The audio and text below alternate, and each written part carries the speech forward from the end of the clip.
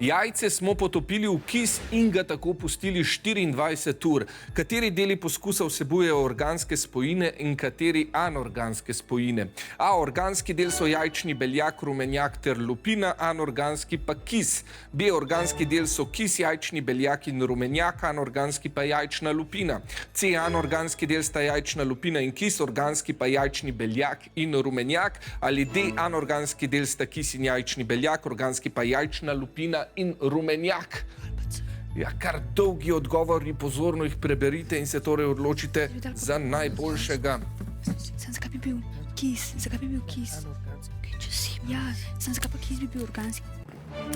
Aha, vijoličasti ste odgovorili B, rumeni pa C. Jaz potrebujem malce časa, da si nadanem tole rokavico. Ja, ne bi jo rad pomakal v kis, vam bom na koncu še segel v roke. Takole, zdaj pa izgledate, kot da smo pri zobarju, ampak obljubim, da ne bo tako bolelo. Zelo dobro.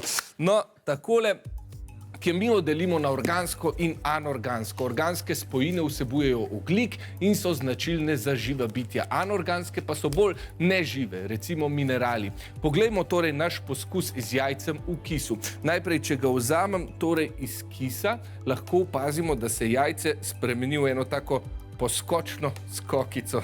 Kako zabavno, a ni? Lupina se je namreč povsem razgradila zaradi kisa, kis pa vsebuje etanojsko kislino in ker vsebuje ogljik, ga uvrščamo med organske spojine.